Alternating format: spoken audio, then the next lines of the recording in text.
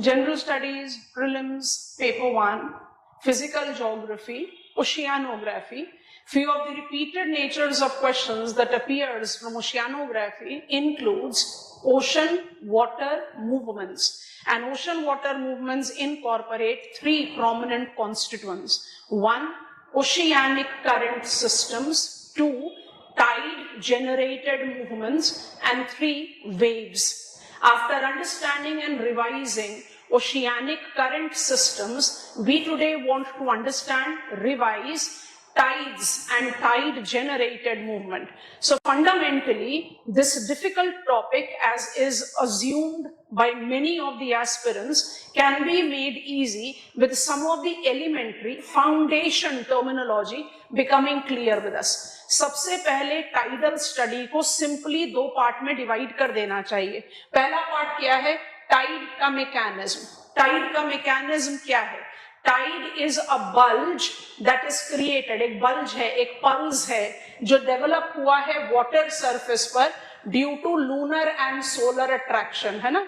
Lunar माने moon, solar सन.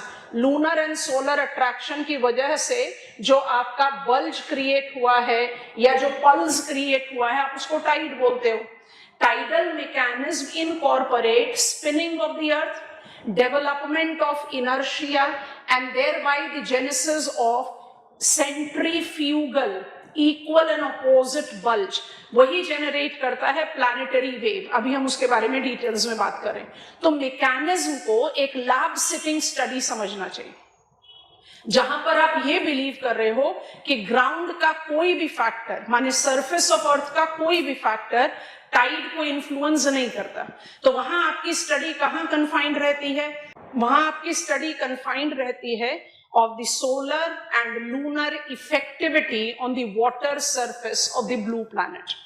दूसरी चीज जो इसको कॉम्प्लिकेटेड वर्जन देती है वो है मूवमेंट्स. बिकॉज कोई भी generated bulge by default do not keep pace with the changing position of moon और अर्थ के स्पिन, अर्थ के शोरलाइन की कैरेक्टरिस्टिक्स, कोरियोलिस इफेक्ट, सबकी वजह से एक to and fro, forth and back, एक जिसको कहते हैं ना gushing up of the water in the water container, उस तरह की मूवमेंट जनरेट करता है जो बाय डिफॉल्ट इवॉल्व करता है both tidal currents as well as tidal waves.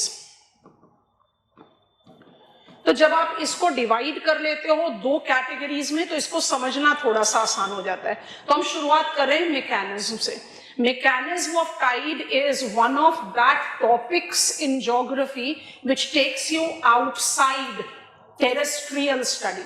वो आपको celestial study में ले जाता है, because you have to talk about the celestial positions and their distances. तो स्टेप 1 में मैकेनिज्म में जो सबसे पहली चीज आपको समझनी है वो क्या है? Development of planetary waves. Planetary waves को कैसे जज करोगे? कोई भी attractive bulge equal opposite centrifugal bulge create करेगा. तो एक अट्रैक्टिव बल्ज और ऑपोजिट इक्वल सेंट्रीफ्यूगल बल्ज. तो अगर आप एक फंडामेंटल वेव का डेफिनेशन लोगे तो आपके पास दो वेव क्रेस्ट हो गए. Distance between two wave crest is called wavelength. तो जो टाइड्स हैं उनको हम कहते हैं planetary waves, where the wavelength equals half the circumference of earth. और ये बना क्यों? ये बना है with the reference of attraction and centrifugal force. तो टाइडल मैकेनिज्म का सबसे इंपॉर्टेंट फैक्टर ये. दूसरा factor, it combines alignment of three celestial bodies. अब थ्री सेलेस्टियल बॉडीज की अलाइनमेंट को अगर लेना है तो मेरे पास दो चीजें पढ़ने के लिए. एक है सिजगी और बी है क्वाड्रेचर पोजिशन. सिजगी और क्वाड्रेचर पोजीशन. और जब आप डिस्टेंस की बात करते हो तो आप स्टैंडर्ड ले सकते हो पेरीहीलियन, एपीहीलियन. अभी आपको पिछले कुछ सेशंस में भी समझाया था. That is distance between earth and sun, and you need to combine it with perigee and apogee. that is distance between earth and moon. सोचने वाली बात सिंपल सी ये है कि जब आप लूनर ऑर्बिट अराउंड अर्थ लेते हैं तो आपको जज करना है that moon satellite of planet earth and earth the planet of our solar system. So earth is revolving around sun and moon is revolving around earth along with revolution around sun. In that they tend to generate distinctive alignments or distinctive positions. ये positions tidal mechanism को influence करता है और क्योंकि moon का orbit around earth revolutionary orbit and earth का orbit around sun both are elliptical, तो near and far, peri, pass, apogee, away, दूर, that gives you the distinction factor. अब इसको जज करने के लिए सबसे पहले इसको नोटिस करें. I'll be stopping it one by one. अब ये मेरा position, I'm taking up the position factor of moon around revolving around earth. ठीक है, अब इस रेवोल्यूशन अराउंड अर्थ में आप थोड़ा सा ध्यान से 2 डायमेंशनल अप्रोच में आप इसको देख रहे हैं. आप इसको फर्स्ट एंड फॉरमोस्ट अप्लाई कीजिए and then will be getting on further with our reference of study. I will show you the diagram also. When sun, moon and earth are aligned we call them syzygy. Syzygy position का एक position जो आपको यहां दिख रहा है उसको हम कहते हैं सिजगी कंजंक्शन. सिजगी कंजंक्शन किसके साथ रिलेट कर रहा है? सिजगी कंजंक्शन रिलेट करता है न्यू मून के साथ, अमावस्या के साथ. And as I take the reference of the video, just in a minute, थोड़ा सा क्लिपिंग को ध्यान से देखेंगे before that I create it here. हम मून को रिवॉल्व करते करते इधर ले आए. It is revolving around earth. हम अर्थ की पोजीशन को स्टैटिक बिलीव कर रहे हैं. मून अगर यहां पहुंच गया तो ये भी तो सिजगी है, क्योंकि सिजगी क्या है? सिजगी इज अलाइंड पोजीशन. बिल्कुल स्ट्रेट लाइन में आप जस्टिफाई करें इन 3 सेलेस्टियल बॉडीज को, और जैसे ही आप इस स्ट्रेट लाइन में अलाइन करोगे तो ये क्या हो जाएगा? आपका फुल मून, पूर्णिमा. सिजगी ऑपोजिशन बोलते हैं इसको. सिजगी ऑपोजिशन क्यों बोलते हैं? क्योंकि यहां पर sun and moon are on the opposite side of planet earth. दोनों ही केस में you tend to develop spring tide. Spring tide क्या होता है? एडिटिव टाइड होता है, हाई टाइड होता है, हाई टाइड. अब इसमें जब प्रिलिमिनरी में क्वेश्चंस आते हैं ना तो फेस वैल्यू को बड़े कंफ्यूजिंग से लगते हैं. उसका कंफ्यूजन दूर करना चाहिए. तो जब हम पोजीशंस ऑफ 3 सेलेस्टियल बॉडीज की बात करते हैं तो न्यू मून और फुल मून के साथ अलाइंड पोजीशन है जिसको आप सिजगी बोलते हैं. सिजगी में हमेशा एडिटिव टाइड्स होंगे. एडिटिव टाइड्स का कॉम्बिनेशन डिफर कर सकता है. अब ये कॉम्बिनेशन कैसे डिफर करेगा? न्यू मून को सोचे तो प्लैनेट अर्थ का जो टाइडल बल्ज जेनरेट हुआ है, जो अट्रैक्टिव बल्ज है, तो ये क्या काम कर रहा है? Lunar attraction is working with solar attraction. और जो इसका इक्वल ऑपोजिट बल्ज यहां पर डेवलप होगा वो कैसे काम कर रहा है? Lunar centrifugal is working with solar centrifugal. दोनों बराबर काम करेंगे. अब इसी में आप चेंज करके पिकअप कर लो डिस्टिंक्टिव कैरेक्टरिस्टिक्स. आप ऑपोजिशन में ले लें. ऑपोजिशन में लूनर, आपका लूनर अट्रैक्शन जो है वो सोलर सेंट्रीफ्यूगल के साथ काम करेगा और सोलर अट्रैक्शन जो है वो लूनर सेंट्रीफ्यूगल के साथ काम करेगा. ऐड तो करोगे ना दोनों ही केस में. Syzygy develops spring tide. Spring tide is additive high tide. Spring tide का एसोसिएशन 3 सेलेस्टियल बॉडीज के अलाइंड पोजीशन से है, जिसके 2 डायमेंशन हो सकते हैं. Syzygy conjunction with new moon, syzygy opposition with full moon. Kindly have a look on this short video for a while. Revolution of earth, revolution of moon round earth. अर्थ को हम stationery reference ले रहे हैं, rotation दिखाई दे रहा है. ध्यान से, new moon, first quarter, full moon, last quarter. New moon, first quarter, रुक जाए यहां, फर्स्ट क्वार्टर पर रुक जाते हैं। क्वाड्रेचर पोजीशन को जरा ध्यान से नोटिस करो, या तो ये फर्स्ट क्वार्टर है या बैक साइड आपका लास्ट क्वार्टर होगा। क्वाड्रेचर पोजीशन में क्या हो रहा है? क्वाड्रेचर पोजीशन में लूनर अट्रैक्शन और सेंट्रीफ्यूगल सोलर अट्रैक्शन और सोलर सेंट्रीफ्यूगल के परपेंडिकुलर अलाइनमेंट में चल रहा है। Getting it? सोलर अट्रैक्शन और सेंट्रीफ्यूगल वीकर होता है, लूनर अट्रैक्शन और सेंट्रीफ्यूगल बल ज्यादा होगा। ये एक दूसरे के परपेंडिकुलर अलाइनमेंट में एक्ट कर रहे हैं। परपेंडिकुलर अलाइनमेंट में दे विल ऑलवेज डेवलप नीप टाइड्स। नीप टाइड्स का सीधा सीधा मतलब है हार्डली डिस्टर्ब्ड वाटर। अगर हम इसका डेफिनेशन पिकअप करने की कोशिश करें तो it simply says I develop low tides. Low tides, solar effectivity in tides is weak, definitely weak इसलिए है क्योंकि distance between sun and earth is great. But आपको ये चीज हमेशा समझनी है कि सोलर इफेक्टिविटी जीरो नहीं है। Solar effectivity in tide generation is approximately 46% to that generated by moon. तो ये कॉम्बिनेशन में बड़ा इफेक्टिव रोल प्ले करता है। तो चाहे फर्स्ट क्वार्टर हो चाहे लास्ट क्वार्टर हो, क्वाड्रेचर पोजीशन में नीप टाइड्स होते हैं। नीप टाइड्स का मतलब होता है लो टाइड्स। नीप टाइड्स लो टाइड्स क्यों होते हैं? क्योंकि लूनर एंड सोलर अट्रैक्शन और सेंट्रीफ्यूगल एक दूसरे के परपेंडिकुलर अलाइनमेंट में काम कर रहे हैं। I think you have understood it. See it one more time, बहुत आराम से विजुअलाइज हो जाता है। New moon, first quarter, full moon, last quarter. I think this is done. Syzygy and quadrature. When you take up reference of syzygy and quadrature, what you are truly taking into account? Syzygy will always develop spring tide. Quadrature will always develop neap tide. ठीक है? इस alignment factor को आप relate करते हैं lunar month के साथ। अब लूनर मंथ के साथ भी काफी कंफ्यूजन रहती है बच्चों को। साइडरियल मंथ एंड सिनोडिक मंथ दोनों में किसको कंसिडर करें? तो हम सिनोडिक मंथ को कंसिडर करते हैं। Give me few minutes, I just come on their. अब बात आ रही है डिस्टेंस की।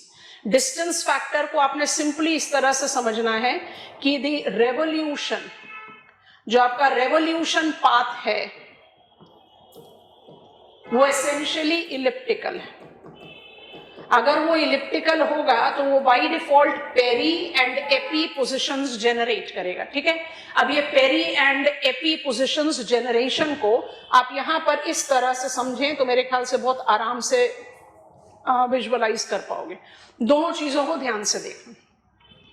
क्लाइमेटिक स्टडी में हम बहुत बार sun and earth, revolution path of earth around sun, ठीक है, हमने केपलर्स लॉ के बारे में भी आपको बताया था, सेकंड लॉ जो डिमार्केट करता है season time lag, that is also very important, summer time lag. काफी चीजें हम समझ चुके हैं, रिवाइज कर चुके हैं, बस उसको ऐड कर रहे हैं। अब आप इसको दो चीजों के साथ अप्लाई करेंगे। ठीक है? सबसे पहला, this orbit of planet earth around sun takes 365 days. इस 365 दिन में जो 1 ईयर है, it is month of July, रफली बिगिनिंग ऑफ जुलाई, 4 जुलाई कहते हैं, approximately at 4 July planet earth is at aphelion position. Aphelion का मतलब है फारदेस्ट, और ये फारदेस्ट 151-152 मिलियन किलोमीटर्स है। तो हम राउंडेड ऑफ फैक्टर में 152 मिलियन किलोमीटर्स लिख लेते हैं। और जब आप 4 जुलाई से 3 जनवरी की पोजीशन पर आते हो तो प्लैनेट अर्थ सन के बिल्कुल क्लोज है। बिल्कुल माने कितना क्लोज है? यहां पर आपको डिस्टेंस दिखाई दे रहा है 147 मिलियन किलोमीटर्स। तो लगभग 2 मिलियन किलोमीटर्स का डिफरेंस है। सन इंड्यूसेस टाइड जनरेटिंग फोर्स, पास हो गए तो डेफिनेटली टाइडल फोर्स ज्यादा होगा दूर होने के मुकाबले।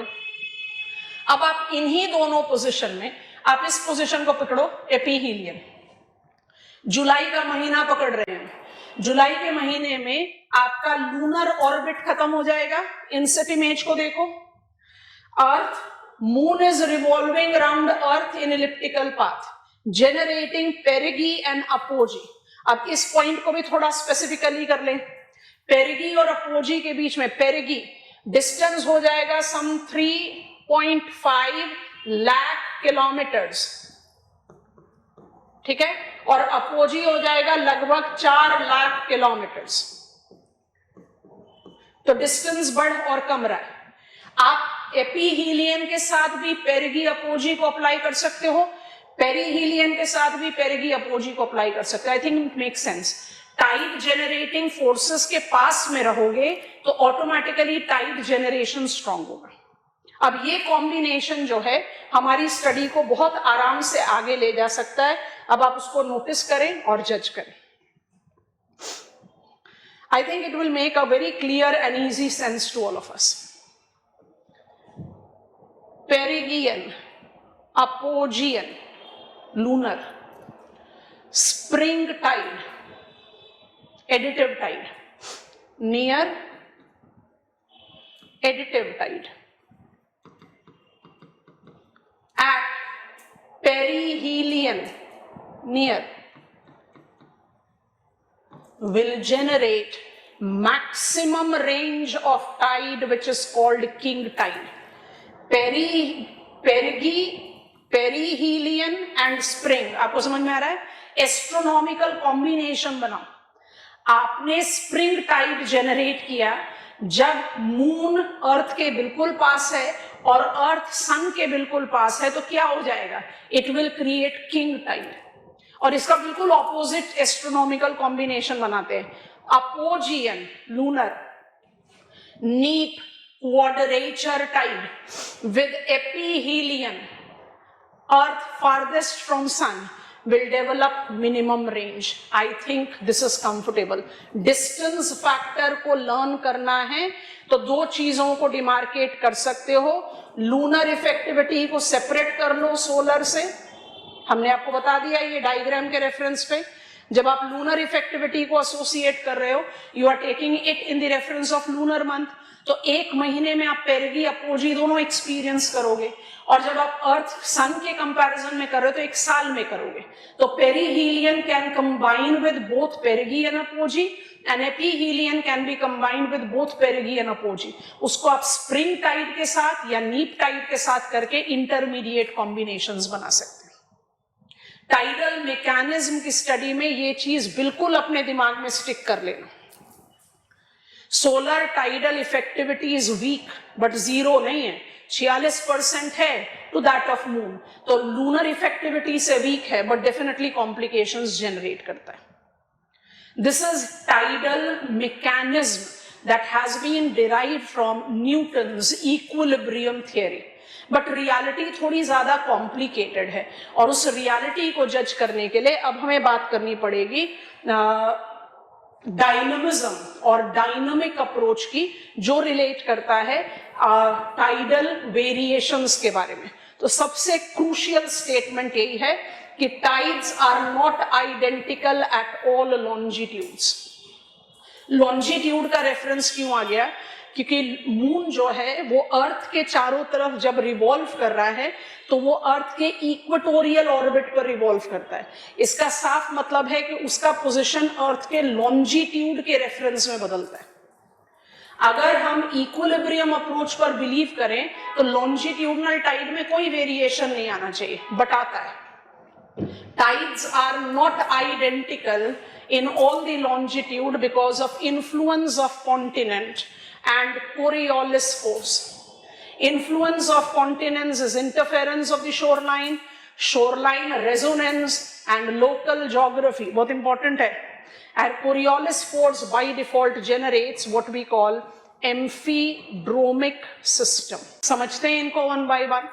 इन्फ्लुएंस ऑफ कॉन्टिनेंट की अगर हम बात करें तो सबसे पहला फैक्टर है interference of the shoreline. Shoreline का इफेक्ट. अगर शोरलाइन ना हो, कॉन्टिनेंट ना हो, तो आपने पानी का बल्ज क्रिएट किया, अर्थ स्पिन कर रही है वेस्ट टू ईस्ट, तो पानी को ईस्ट टू वेस्ट चला जाना चाहिए. अगर शोरलाइन ना हो तो टाइडल वाटर जो है वो अनइंटरप्टेडली ईस्ट से वेस्ट मूव करेगा. क्योंकि शोरलाइन है तो शोरलाइन से टक्कर खाकर वो वापस आता है.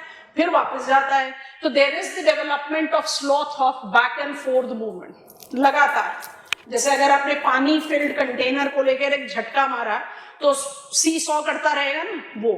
तो कॉन्टिनेंट्स का बैरियर ये जनरेशन देता है। ये तो बहुत सिंपल एक्सप्रेशन हुआ। इसके बाद आता है शोरलाइन रेजोनेंस।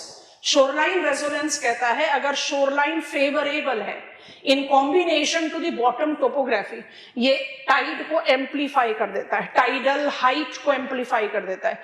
ज्यादा एनक्लोज्ड वाटर बॉडीज में you can generate out amplified tidal mechanism. तो टाइड क्या करेगा, टाइडल रेंज बढ़ा देगा। आपने कई वाटर बॉडीज में देखा है कि टाइडल रेंज जो है वो 20 से 30 मीटर तक जाता है, बट प्लैनेटरी वेव की हाइट तो 2 मीटर से ज्यादा होती नहीं। तो ये किसका एग्जाम्पल हुआ, ये एग्जाम्पल हुआ शोरलाइन रेजोनेंस का। तीसरा जो ज्यादा कॉम्प्लिकेशंस जनरेट करता है वो है लोकल ज्योग्राफी। शोरलाइन का नेचर कैसा है, इसमें हम दो चीजों के बारे में बात करते हैं। Of course it breaches longitudinal constituency. इसका जो डिफरेंस है वो है, एक है funnel shaped base. Funnel shaped base, bay of Fundy को ले लो, खंबात बे को ले लो, वहां क्या होता है, increased tidal height. Tidal wave shoreline पर अप्रोच कर रहा है, पानी जो है बिल्कुल नैरो डाउन हो गया, तो आप क्या करोगे, कंप्रेस करोगे टाइडल वेव को। अगर आपने टाइडल वेव को कंप्रेस किया तो ऑटोमेटिकली आप उसकी हाइट बढ़ाएंगे। So funnel shaped bay tends to increase height of tide by compressing tidal waves. It can generate high tides up to 20 meters. Bay of Fundy, English Channel, Gulf of Khambat, excellent examples. और दूसरी चीज जो है वो narrow straits के साथ जाती है। नैरो स्ट्रेट क्या कर देता है, it can delay the tidal time, और सेम लॉन्जिट्यूड में I can have difference of an hour or 2 in experiencing same high tide. तो एक समय में, एक लॉन्जिट्यूड में, एक टाइम पर हाई टाइड नहीं आ रहा, 1 से 2 घंटे का डिले हो रहा है। क्यों हो रहा है, क्योंकि स्ट्रेट जो है, स्ट्रेट क्या है, narrow arm of water that joins two bigger water.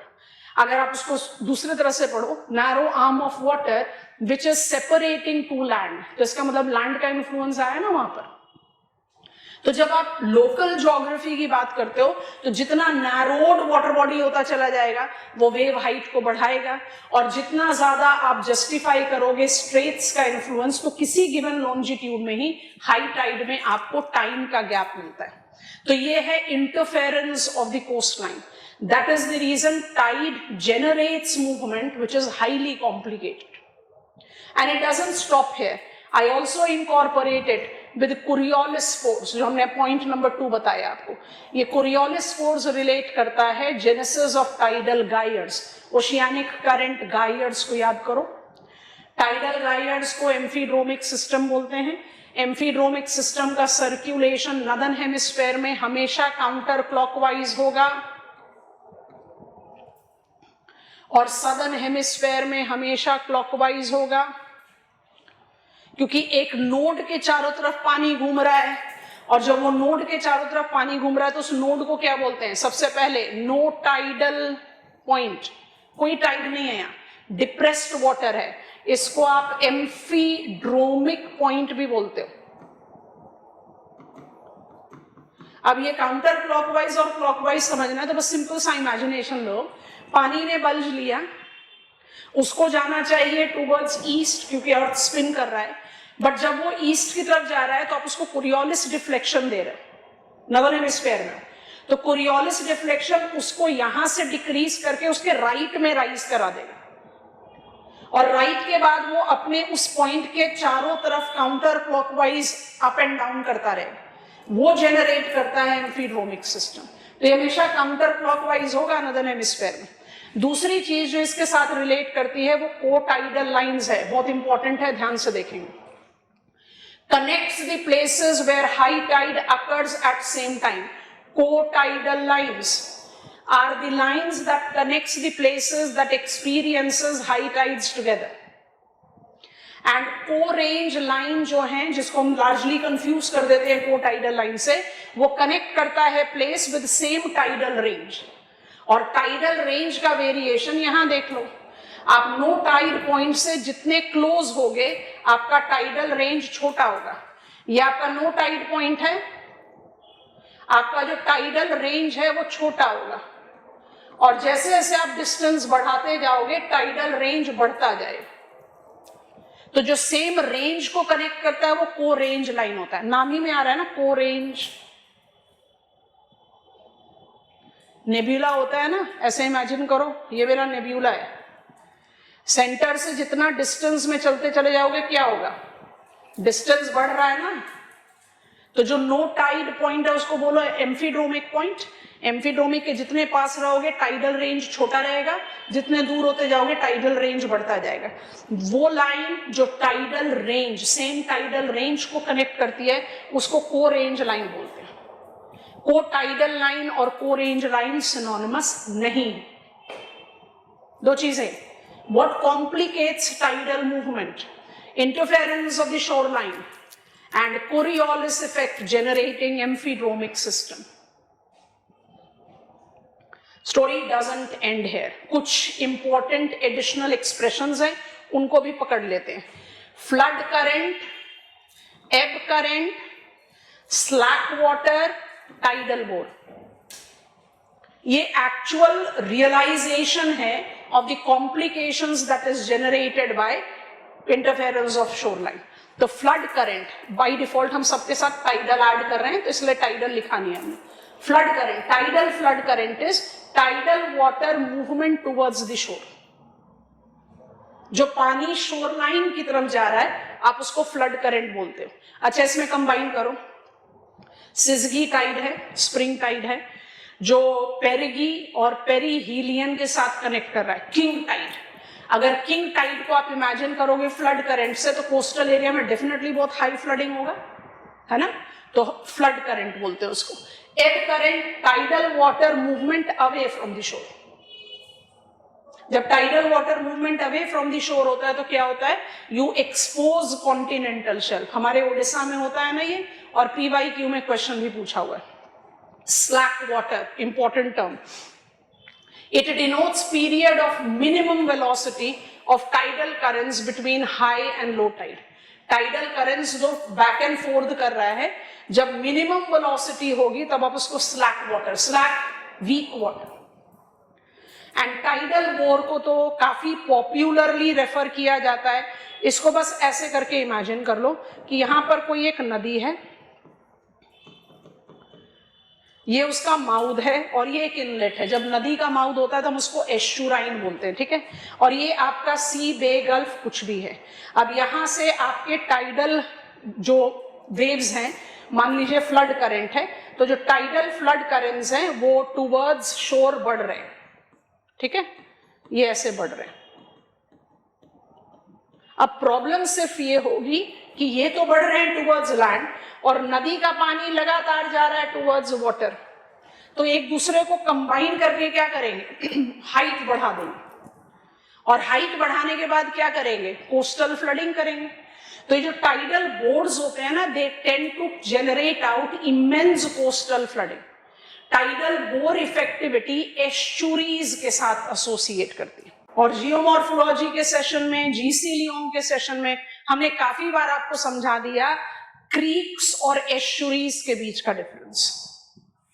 और wherever there is tidal bore, there is tidal bore माने क्या होगा, एक तरह का वाटर वॉल क्रिएट कर रहे हो, फ्लड करंट को कंबाइन कर रहे हो, पानी अपना, नदी अपना पानी बार बार लेकर जा रही है माउथ में, और वहां से फ्लड करंट आ रहा है। एब करंट नहीं आ रहा, फ्लड करंट आ रहा है। एब करंट रिट्रीटिंग वाटर होता है, क्योंकि वे पानी फोर्थ एंड बैक फ्लोट कर रहा है, तो इसमें बाई डिफॉल्ट आप flood current and ebb current दोनों की बात करते हैं। I think you have visualized it. नहीं तो हम टाइडल बोर एसोसिएट करते हैं अपने Kandla, more importantly Hooghly river के साथ। I associate tidal bore with the mouth of Amazon river, जो वर्ल्ड का सबसे dominant example of estuarine delta है। But Qiantang river of China is identified with the highest tidal bore. तो ये एक important, you can call it map based question also add कर सकते हो। कुछ इंपॉर्टेंट चीजें जो हमारे नॉलेज में होनी चाहिए with the reference of lunar effectivity. बहुत सारे बच्चे इसमें किसी हद तक का एक कंफ्यूजन लेकर रखते हैं, तो लूनर मंथ के बारे में दो चीजें ध्यान में रखो, फिर हम आपको एमसीक्यूज में ले जाते हैं। दो टर्म्स इस्तेमाल किए जाते हैं और दोनों टर्म्स का रिलेशन है एक दूसरे से, कुछ और नहीं है। अब सबसे पहली चीज जो दिमाग में ये डालनी है कि मून भी अपने एक्सिस पर रोटेट कर रहा है और उसके साथ वो रिवॉल्व कर रहा है अराउंड अर्थ। अर्थ अपने एक्सिस पर रोटेट कर रहा है और वो रिवॉल्व कर रहा है अराउंड सन। तो अर्थ भी तो स्टेशनरी बॉडी नहीं है ना। अब बस इस चीज को अपने दिमाग में रखो और कॉलम 1 को कंसंट्रेट करो। जब हम बात करते हैं साइड्रल मंथ की, जो लूनर मंथ का एक बहुत कॉमनली कंफ्यूज्ड रेफरेंस होता है in comparison to synodic month, तो ये ट्रू ऑर्बिट को कंसिडर करता है, जहां पर आप 360 डिग्रीज का रेवोल्यूशन अराउंड अर्थ को जस्टिफाई करते हो।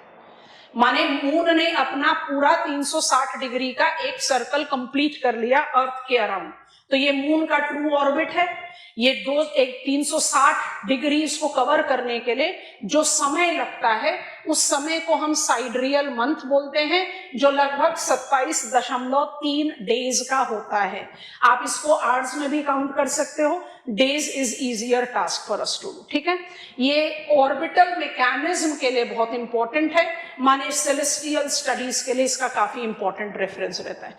अब ऐड करो जो हमारी रिक्वायरमेंट में है as geographers in study of tides और lunar calendar पर कितने सारे religious festivities relate करते हैं, उसके बारे में अगर बात करें तो हम बात करते हैं सिनोडिक मंथ की। सिनोडिक मंथ भी लूनर मंथ ही है, सिनोडिक मंथ भी लूनर मंथ ही है, लेकिन सिनोडिक मंथ जो है 2.2 डेज लेंदियर है साइड्रल मंथ से। अब ये 2.2 डेज लेंदियर क्यों हो गया? क्योंकि इसका ड्यूरेशन 29.5 डेज है। A month when I take it up with reference to planet earth, earth के एक मंथ के बराबर। तो भाई ये 2 days rounded off 2 days lengthier क्यों है इससे? क्योंकि इसको आप सन, अर्थ और मून तीनों के रेफरेंस में ले रहे हैं। So it is important for you to understand that synodic is that lunar month. It's not the true orbit, it's the lunar month, which is related to 390 degrees of revolution. 360 से ज्यादा क्यों? Because you need extra time to reach same point. अब ये same point का मतलब क्या है? Same point है to catch up with Earth's new position.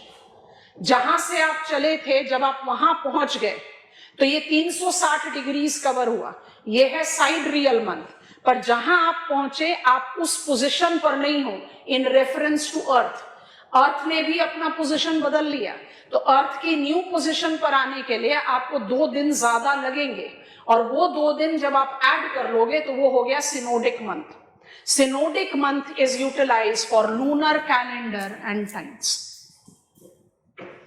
तो जब हम बात करते हैं ना new moon, first quarter, full moon, last quarter, तो हम सिनोडिक मंथ का रेफरेंस लेते हैं, हम साइड्रियल मंथ का रेफरेंस नहीं लेते। And that gives you the justification कि मून को कैच अप करना है with earth, and that catching up is the reason कि 12 घंटे 26 मिनट का गैप होता है बिटवीन 2 हाई टाइड्स। ठीक है, अब जरा कुछ क्वेश्चंस को नोटिस करें। Think about the questions, it should become easier now. पहला MCQ नोटिस करते हैं। We'll be adding PYQ also, as we always do. With reference to amphidromic points in oceanography, consider the following statements. These are the points in the ocean where the tidal range, vertical distance between high and low tide is 0. No tide point बोलते हैं ना इसको, correct है।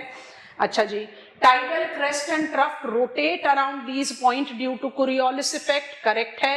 Counterclockwise in northern hemisphere, clockwise in southern hemisphere, and then comes in northern hemisphere the tidal waves typically rotate in clockwise direction, counterclockwise direction. 1 and 2 is correct. ठीक है, आगे देखते हैं।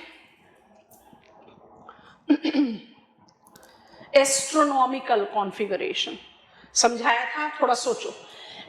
With the following astronomical configuration would result in the highest spring tide, also known as king tide. तो spring tide तो हो गया, इसका मतलब वो तो रिलेट ही कर रहा है सिजगी पोजिशन से। ठीक है, हाईएस्ट किंग टाइड के बारे में बात कर रहा है। देखे जरा Moon is at its perigee pass 3.5 lakh kilometer.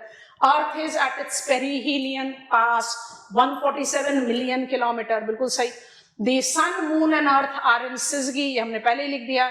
बिल्कुल सही. Moon is at high lunar declination. गलत. अब ये declination को समझा देते हैं. 1 2 3 सही है. Declination का क्या मतलब होता है? क्लीन कर दो इसको. Declination का क्या मतलब होता है? ये मेरा प्लैनेट अर्थ है और ये मेरे प्लैनेट अर्थ का इक्वेटर है 0 डिग्रीज. जो लूनर ऑर्बिट है अराउंड अर्थ, जो लूनर ऑर्बिट है अराउंड अर्थ, वो अर्थ के इक्वेटोरियल बेल्ट पर है. ठीक है, आपको ये वाला दिखाया था, इसको दोबारा से दिखाते हैं, नोटिस करो. ये अर्थ के इक्वेटोरियल ऑर्बिट पर रिवॉल्व कर रहा है. ठीक है, 1 मिनट इसको नोटिस करते हैं. और ये अर्थ के जो इक्वेटोरियल ऑर्बिट पर रिवॉल्व कर रहा है, it is not revolving aligned with earth's equator. इसका जो रेवोल्यूशनरी पाथ है वो इससे थोड़ा सा कॉम्प्लिकेटेड है. वो कैसा पाथ है? इट रिवॉल्व्स, अब इसको ऐसे इमेजिन करो, it revolves with its declination between 28.5 degrees north and 28.5 degrees south. माने लूनर पाथ जो है वो ऐसा है, डिक्लाइन करता है. जो ये डिक्लिनेशन है ये बेसिकली जनरेट करता है ट्रॉपिकल एंड इक्वेटोरियल टाइड्स. ये टाइड के जो हायर टाइड फैक्टर उसको इन्फ्लुएंस नहीं करता, ये बेसिकली इन्फ्लुएंस करता है डायरनल टाइड वेरिएशन को. ठीक है, डिक्लिनेशन का मतलब path of moon around earth with declination from earth's equator. ठीक है, सो लूनर डिक्लिनेशन नहीं होगा. अगर lunar high declination towards north हुआ तो will be having tropical tides northern hemisphere and centrifugal tropical tides in southern hemisphere. Okay, answer is B. आगे बढ़ेंगे. Co-range, co-tidal. Co-range, co-tidal. Co-tidal lines connect the places that experience same tidal range. Co-range line connects the places where high tide occurs at the same time. Tricky question है, फंसा रहा है examiner आपको. Both set of lines radiate from or revolve around amphidromic point where the tidal amplitude is 0. बिल्कुल सही. ये उल्टा है डेफिनेशन. ठीक है, टाइडल बोर हमने आपको क्विंगतांग रिवर बताया. यहाँ कुछ और एग्जांपल्स हैं. टाइडल बोर के बारे में पूछ रहा है. A tidal bore occurs when the leading edge of incoming tide forms a wave, current, flood current of water that travels up a river or a narrow bay against the direction of river current. सही है. They are most commonly found with rivers that has got shallow depth, large tidal range and wide funnel shape estuary. जितना major funnel shaped estuary होगा उतना prominent tidal bore बनाएंगे. ठीक है, correct है. Amazon river in Brazil, Hooghly river in India are known for significant tidal bore. Add कर लो Qiantang river of China as well. तीनों स्टेटमेंट करेक्ट है. D is the answer. मेरे ख्याल से अभी ये क्वेश्चंस आप लोगों को आसान लग रहे होंगे. Flood current, slack water, tidal current justify कर दिया. जल्दी जल्दी से देखो और सॉल्व करने की कोशिश करो. Tidal currents, horizontal movement. Flood currents refer to the movement of tidal towards the shore, while ebb current refers to movement away from the shore. Correct हो गया. Slack water is the period of minimum velocity. गलत हो गया. Tidal currents are generally stronger in open ocean than narrower inlets or strait. गलत हो गया. Open में तो बाई डिफॉल्ट वीकर होगा, नैरोअर में क्या होता है, कंप्रेस करते हो तो हाइट बढ़ाते हो, है ना. तो ओनली वन. शोरलाइन कॉन्फ़िगरेशन का बहुत अच्छा एग्जाम्पल, और क्योंकि ये बहुत इन डेप्थ लोकेशन है तो मैप भी ऐड कर दिया. आप इसको मैप बेस्ड क्वेश्चन भी बोल सकते हो. और एक इंपॉर्टेंट टर्म इसको रेफर कर देते हैं. हम इसको किसके साथ रिलेट करते हैं? Tidal interference, where we can generate out tidal time gap in the same longitudinal location. Double high tide, the phenomena where high tide stays at its peak for several hours or occurs twice in quick succession. Double high tide is a rare occurrence. Which of the following location is most famous for it? It's Southampton in United Kingdom. Southampton in United kingdom, ये बिल्कुल southern part of आपका great Britain है। हमने कई बार आपको समझा दिया है, यूनाइटेड किंगडम प्लस आयरलैंड, ऐसे करके इसको जस्टिफाई करते हैं। British Isles, that will be easier, equals Great Britain and Ireland. ठीक है, आयरलैंड जो है वो छोटा सा आइलैंड है, यहाँ पर मुझे उसका छोटा सा हिस्सा दिखाई दे रहा है, और ग्रेट ब्रिटेन ये लंबा बड़ा वाला आइलैंड है जो यहाँ पर एसोसिएट करता है। ग्रेट ब्रिटेन में आपके पास इंग्लैंड है, ये वेल्स है, और नदर्न पार्ट नहीं दिख रहा, वो स्कॉटलैंड है। तो जब Scotland plus England plus Wales बोलते हो तो ग्रेट ब्रिटेन हो जाता है, और आयरलैंड को दो पार्ट में डिवाइड करते हैं, छोटा सा पार्ट है उसको नदर्न आयरलैंड बोलते हैं। अगर आप नदर्न आयरलैंड को ऐड कर दोगे, माने ग्रेट ब्रिटेन के साथ नदर्न आयरलैंड को ऐड कर दोगे, तो ये बन जाता है यूनाइटेड किंगडम। ठीक है, आप क्वेश्चन पर कंसंट्रेट करते हैं यूनाइटेड किंगडम पे। तो मुझे दिखाई दे रहा है स्टेट इज इंग्लैंड, और ये एक छोटू सा आइलैंड यहां पर दिखाई दे रहा है, इस आइलैंड का नाम है आइजले ऑफ वाइट। आइजले, आइजलेट, केज, छोटे छोटे आइलैंड्स को कहा जाता है। ठीक है, डबल टाइड फिनोमिना क्यों होता है? डबल रूट एंट्री है यहाँ पर। A primary tidal waves enter from English Channel and secondary slightly delayed waves travels around isle. तो प्राइमरी वेव यहां से चल गया और डिलेड वेव यहां से आ रहा है, क्योंकि वो और ज्यादा इनलेट हो गया, तो double high tide entry point होता है। ये नाम याद कर लो। जैसे क्विंगटांग रिवर ऑफ चाइना बड़ा इंपॉर्टेंट है टाइडल बोर के लिए, वैसे Southampton of United Kingdom with isle of Wight is important. And coming on to PYQ, आंख बंद करके भी आंसर कर सकते हो। प्रिलिमिनरी क्वेश्चन है, डायग्राम को छोड़ दो, सारी डिटेल समझा दी आपको। Tides occur in oceans and seas due to which among the following? Gravitational force of sun, gravitational force of moon and centrifugal force of earth. तभी तो वो प्लैनेटरी वेव बनाता है, अट्रैक्टिव एंड सेंट्रीफ्यूगल। तीनों सही हैं, ये आंसर है। I hope I have eased your understanding of tides and tidal mechanism. Signing off for today.